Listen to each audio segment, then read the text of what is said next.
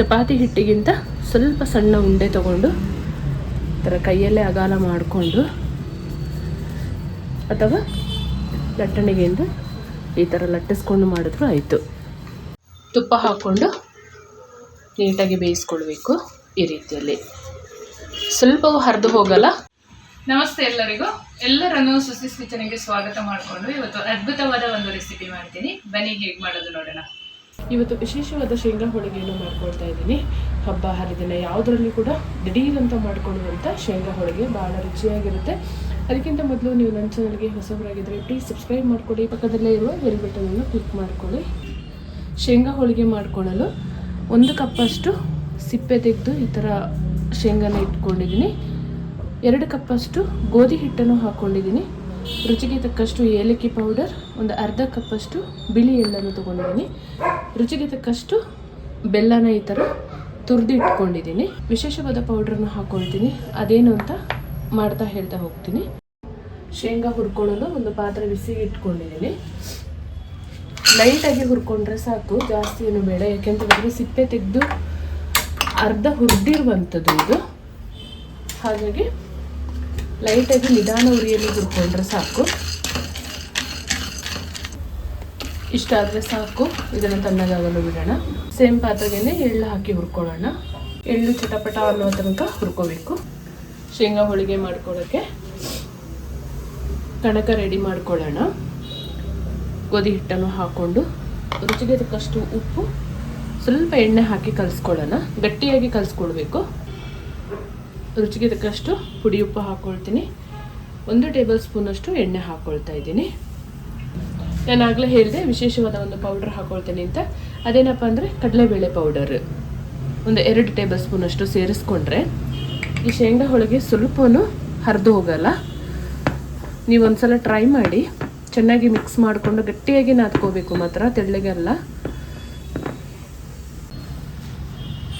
ಸ್ವಲ್ಪನೇ ನೀರು ಹಾಕ್ಕೊಂಡು ಕಲಿಸ್ಕೊಳ್ಬೇಕು.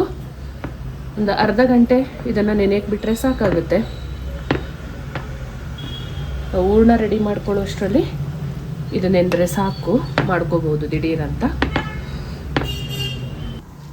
ಈ ರೀತಿಯಲ್ಲಿ ಚೆನ್ನಾಗಿ ಮಿದ್ದಿ ನಾದ್ಕೋಬೇಕು. ಸ್ವಲ್ಪ ಮೇಲ್ಗಡೆಯಿಂದ ಎಣ್ಣೆ ಸವರಿ ಅರ್ಧ ಅವರ್ ಇಡೋಣ.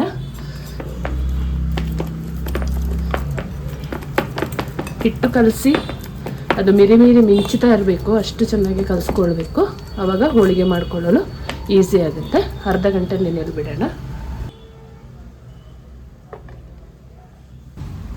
ಫಸ್ಟಿಗೆ ಒಂದು ಮಿಕ್ಸಿ ಜಾರ್ ತೊಗೊಂಡು ಹುರಿದಿಟ್ಟ ಕಡಲೆಕಾಯಿಯನ್ನು ಗರ್ರು ಮಾಡ್ಕೋಬೇಕು. ಜಾಸ್ತಿ ನೈಸಾಗೂ ಅಲ್ಲ, ಅದು ಎಣ್ಣೆ ಬಿಟ್ಕೊಂಡ್ಬಿಡುತ್ತೆ. ಹಾಗಾಗಿ ಈ ರೀತಿಯಲ್ಲಿ ಆನ್ ಆ್ಯಂಡ್ ಆಫ್ ಮಾಡ್ಕೋಬೇಕು. ಬೇಳೆ ಎಲ್ಲಿನೂ ದಪ್ಪ ಇರಬಾರ್ದು. ಇದರ ಜೊತೆಗೇ ಈಗ ಬೆಲ್ಲ ಹಾಕ್ಕೊಂಡು ಒಂದು ಸುತ್ತು ತಿರುಗಿಸ್ಕೊಳ್ಳೋಣ.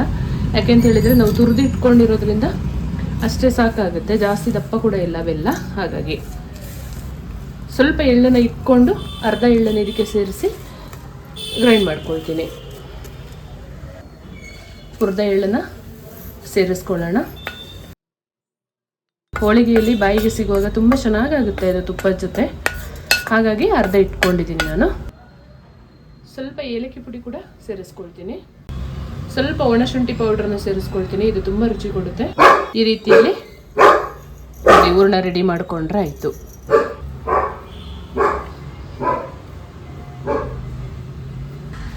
ಸ್ವಲ್ಪ ಎಳ್ಳನ್ನು ಹುರಿದು ತೆಗೆದಿಟ್ಕೊಂಡಿದ್ವಲ್ಲ ಅದನ್ನು ಸೇರಿಸ್ಕೊಳ್ಳೋಣ. ನೀಟಾಗಿ ಮಿಕ್ಸ್ ಮಾಡ್ಕೊಳ್ಬೇಕು. ಬಹಳ ಬೇಗ ಆಗುವಂಥ ಹೋಳಿಗೆ ಇದು. ತುಂಬ ಸುಲಭವಾಗಿ ಮಾಡ್ಕೋಬೋದು. ತುಂಬ ರುಚಿ ಕೂಡ ಇರುತ್ತೆ.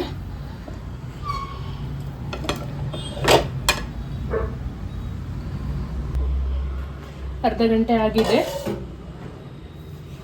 ಕಣಕ ರೆಡಿ ಮಾಡಿ ಇಟ್ಟು ಮತ್ತೊಮ್ಮೆ ಸ್ಲ್ಯಾಬ್ ಮೇಲೆ ಹಾಕ್ಕೊಂಡು ನೀಟಾಗಿ ನಾದ್ಕೊಳ್ಳೋಣ. ಚೆನ್ನಾಗಿ ನಾದ್ಕೋಬೇಕು. ಈ ರೀತಿಯಲ್ಲಿ ಚೆನ್ನಾಗಿ ನಾದ್ಕೋಬೇಕು. ಅರ್ಧ ಗಂಟೆ ಆದ ಮೇಲೆ ಇವಾಗ ಹೋಳಿಗೆ ಮಾಡ್ಕೊಳ್ಳೋಣ. ಎಷ್ಟು ದಪ್ಪ ಬೇಕೋ ಅಷ್ಟು ದಪ್ಪ ಈ ಥರ ಉಂಡೆ ತಗೊಳ್ಳೋಣ. ಹೂರಣ ಜಾಸ್ತಿ ಹಾಕಬೇಕು, ಕಣಕ ಕಡಿಮೆ ತಗೋಬೇಕು. ಈ ಥರ ಮಾಡಿ ಆದರೂ ತೊಗೋಬೋದು, ಇಲ್ಲ ಲಟ್ಟಿಸಿ ಆದರೂ ಪೂರಿ ಆಕಾರದಲ್ಲಿ ಲಟ್ಟಿಸ್ಕೊಂಡಾದರೂ ಒಳಗಡೆ ಹೂರಣ ಹಾಕೋಬೋದು.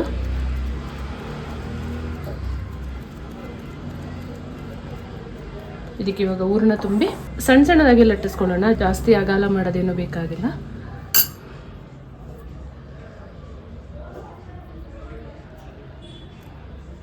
ಎಕ್ಸ್ಟ್ರಾ ಬಂದಿದ್ದನ್ನು ಈ ಥರ ತೊಗೊಂಡ್ರೆ ಆಯಿತು.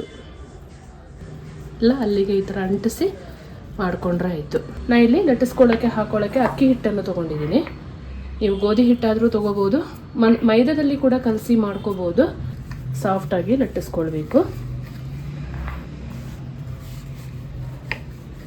ಎಲ್ಲ ಕಡೆ ಹೂರಣ ಬರುವ ಹಾಗೆ ಲಟ್ಟಿಸ್ಕೊಳ್ಬೇಕು.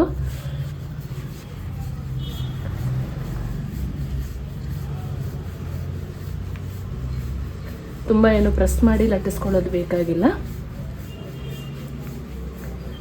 ಎಳ್ಳು ಹುರಿದು ಮೇಲ್ಗಡೆ ಹಾಕಿದರೆ ನೋಡಿ ಒಂಥರ ನೋಡೋಕ್ಕೂ ಚೆನ್ನಾಗಿರುತ್ತೆ, ಬಾಯಿಗೆ ಸಿಗುವಾಗ ಅದಿನ್ನೂ ತುಂಬ ಚೆನ್ನಾಗಿರುತ್ತೆ. ಎಷ್ಟು ತೆಳ್ಳಗೆ ಬೇಕಾದರೂ ಮಾಡ್ಕೋಬೋದು. ಈ ರೀತಿಯಲ್ಲಿ ಹೂರಣ ಮತ್ತು ಕಣಕ ರೆಡಿ ಮಾಡಿಕೊಂಡ್ರೆ ನೋಡಿ. ಇವಾಗ ಬೇಯಿಸ್ಕೊಳ್ಳೋಣ. ನಾನು ಆಲ್ರೆಡಿ ತವ ಬಿಸಿಗೆ ಇಟ್ಕೊಂಡಿದ್ದೀನಿ. ತುಪ್ಪ ಎಣ್ಣೆ ಏನು ಬೇಕಾದರೂ ಹಾಕಿ ಬೇಯಿಸ್ಕೊಳ್ಬೋದು. ಏನು ಹಾಕದೆ ಬೇಯಿಸ್ಕೊಂಡ್ರೆ ತುಂಬ ದಿವಸ ಕೆಡದಾಗಿ ಇಡ್ಬೋದು. ತುಪ್ಪ ಹಾಕೊಂಡ್ರೆ ತುಂಬ ರುಚಿ ಇರುತ್ತೆ.